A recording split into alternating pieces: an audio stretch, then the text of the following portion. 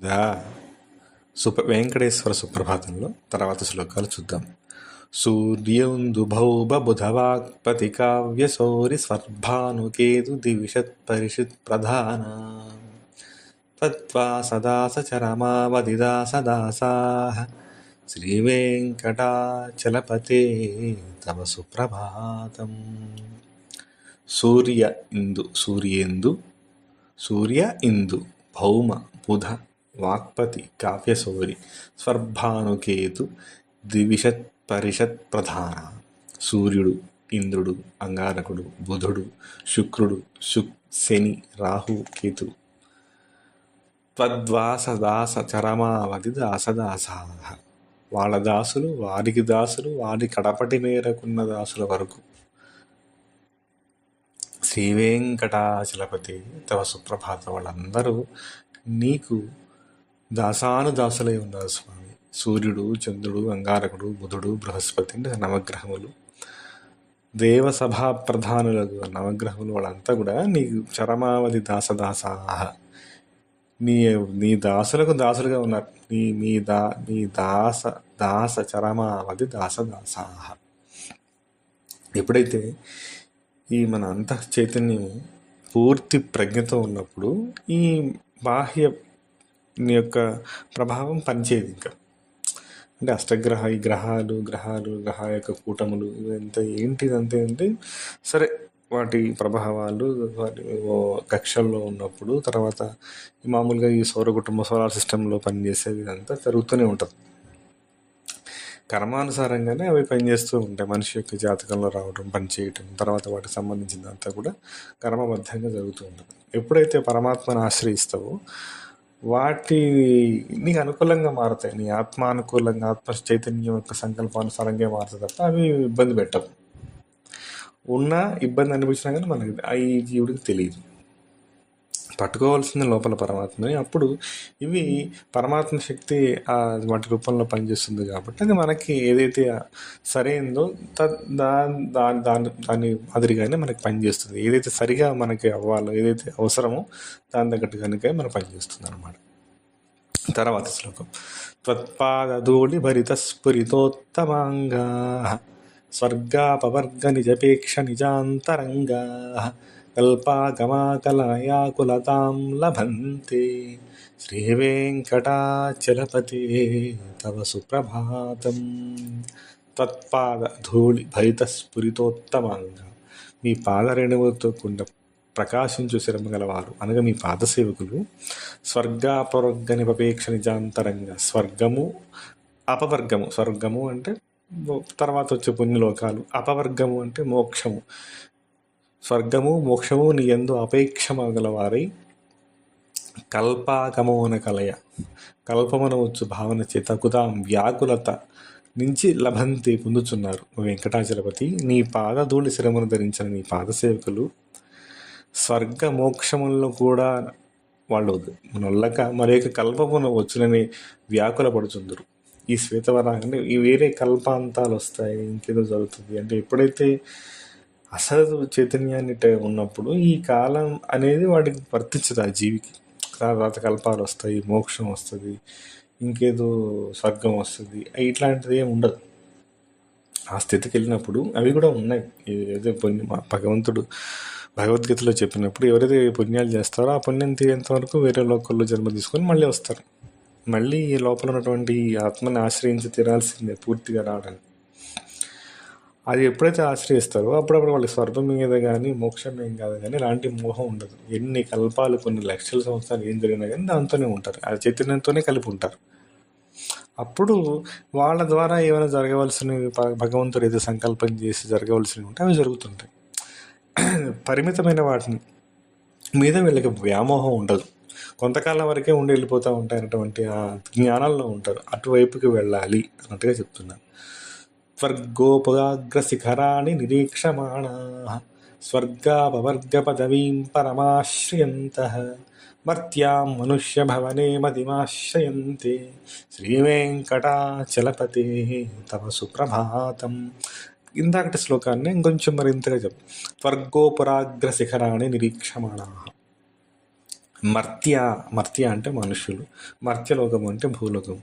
మర్త్య మనుష్యులు, పరమాం ఉత్కృష్టమైన స్వర్గాపవర్గ పదవి స్వర్గలోకము మోక్ష మార్గమును శ్రేయంత పొందగోరుచున్నవారు త్వర్గోపగ్ర శిఖర అనేసి నీ దేవాలయ గోపుర శిఖరాలను నిరీక్షమాణ చూచుతున్న వారై మనుష్య భవనే మనుష్యలోకంలో నివసించిన ఈ భూమి మతి బుద్ధిని ఆశ్రయించుతున్నారు. వెంకటాచలపతి నీకు సుప్రభాతం. స్వర్గమోక్షములు పోవారు కూడా తోవలో నీ దేవాలయ శిఖర గోపురకు చూచి ఆనంద పారవస్యం పొందుతున్నారు. ఈ మానవలోకనే మిమ్మల్ని సేవించు భాగ్యం కలదని ఇందే పుట్టగొరుచున్నారు. అంటే ఎప్పుడైతే ఆత్మ, ఇందాకటి శ్లోకానికి కొంత వివరణ, ఎప్పుడైతే ఈ అంటే స్వర్గము అపవర్గము ఈ అంటే లోపల పై వచ్చే ఉన్నత లోకాలు, ఆపై ఉన్న మోక్షము ఉన్నవాళ్ళు కూడా వాటికంటే కూడా లోపల ఉన్నటువంటి ఈ ఆత్మతత్వం, నీ పరమాత్మ, నీ చైతన్యంతో ఉండడానికి ఇష్టపడుతున్నారు. వాళ్ళు అవి పొంది మళ్ళీ వచ్చి నీ వైపుకే వస్తున్నారు. పొందవలసింది, ఇవ్వవలసింది, కలవవలసింది, ఆత్మ నివేదనం జరగవలసింది ఇక్కడే. అంటే ఎక్కడ ఉంటే అక్కడ. ఈ తర్వాత ఈ జన్మ వేరే జన్మలోకి వెళ్ళొచ్చు, ఇంకో చోటుకి వెళ్ళొచ్చు, వేరే లోకాలకైనా వెళ్ళొచ్చు. ఎలా వెళ్ళినా సరే ఆత్మతత్వం వైపుకి ఏదైతే మూల చైతన్యం ఉన్నదో అక్కడికి దృష్టి ఉన్నప్పుడు వీటికన్నా కూడా అది ఇంకా పెద్దది, అది పొందగోరుచున్నారు స్వామి అని ఇక్కడ చెప్తున్నాను. తర్వాత శ్లోకం. శ్రీభూమినాయక దయాది గుణామృతాబ్దే దేవాదిదేవ జగదేక శరణ్యమూర్తే శ్రీమన్ననంత గరుడాభిరచితాంగ్రే శ్రీవేంకటాచలపతే తవ సుప్రభాతం. శ్రీ భూమి నాయక. శ్రీ అంటే శ్రీదేవి, భూమి అంటే భూదేవి. శ్రీ భూమి నాయక దయాది గుణదామృతాబ్దే, దయా మొదలైన గుణగాల స్వామి, దయాది సుధాసాగరం వంటి వాడు అంటే అమృతాబ్ది, దేవాది దేవతల కల్లా ప్రధానమైన దేవుడు. శ్రీమన్ సంపద్యుడమైన తండ్రి, అనంత గరుడాధివిరర్చితాంగ్రి అనంతుడు అంటే సర్పజాతి చెందిన అనంతుడు, స్వామి భరించిన అనంత ఆదిశేషుడు, గరుడు, విశ్వక్షేణుడు మొదలైన మహానుభావుల చేత పూజింపబడి అర్చితాంగ్రే, ఓ స్వామి నీకు జయమవుగాక, నీకు సుప్రభాతమవుగాక. దేవాదిదేవ వెంకటాచలపతి శ్రీదేవి భూదేవులకు నాయకుడు, ఎంతో దయాసమృద్ధం గల తండ్రి, ఇంతటి మహోన్నతమై ఎంతోమంది చేత సేవలు అందుకున్నటువంటి ఓ ప్రభు నీకు సుప్రభాతం. అంటే ఈ శ్రీదేవి అంటే శ్రీదేవి భూదేవి, శ్రీ అనేది లక్ష్మీతత్వము, భూమి అనేది మన ప్రకృతి యొక్క తత్వం. లక్ష్మి అంటే ఐశ్వర్యాలు, అది కూడా ప్రకృతి యొక్క స్వరూపమే. లక్ష్మి ఈ రెండు రూపాలుగా మనకు వ్యక్తం అవుతుంటుంది. భూదేవి రూపంలో ఉంటుంది శ్రీదేవి, భూదేవి. శ్రీదేవి అనగా మనలో ఉన్నటువంటి ప్రాణశక్తి, భూదేవి అనగా ప్రకృతి శక్తి, మనకు కావలసిన ఆహారాన్ని, మనకు కావలసినటువంటి ఇల్లు, నివాసాన్ని, నీరు, సమస్తమైనటువంటిది ప్రకృతి శక్తిగా రెండు రూపాలుగా, ఒకే శక్తి రెండు రూపాలుగా వ్యక్తమై ఉంది. అది శ్రీనివాసుని ఆశ్రయించి ఉంది, అది విష్ణువుని ఆశ్రయించింది. విష్ణువు పోషక శక్తి కాబట్టి విష్ణువు యొక్క శక్తులేవి. విష్ణువు సర్వ విశ్వాన్ని, సమస్త జీవ జంతుజాలాలని, ఒక మనుషులే కాదు కదా, కోటాను కోట్ల జీవరాశులు ఉన్నాయి, ఎన్ని లోకాలు ఉన్నాయో వీటన్నింటినీ పోషణ బాధ్యత ఎవరిది? మహావిష్ణువుది. మహావిష్ణువు యొక్క శక్తి ఇలా పనిచేస్తుంది. అలాంటి స్వామి నీకు ఈ గరుడు, అనంతుడు మొదలైన వాళ్ళంతా కూడా నీకు సేవకులుగా ఉన్నారు. నీకు సుప్రభాతంతో అండి. అనంతుడు అంటే ఎవరు? మనలో ఉన్నటువంటి కుండలిని శక్తి. విశ్వక్సేనుడు అంటే మన సామర్థ్యము, మన శక్తి ఇదంతా కూడా ఆ యొక్క ఆత్మనే ఆశ్రయించి ఉన్నది. ఇలా మనం దీని అర్థాన్ని గ్రహించాలి. తర్వాత శ్లోకం.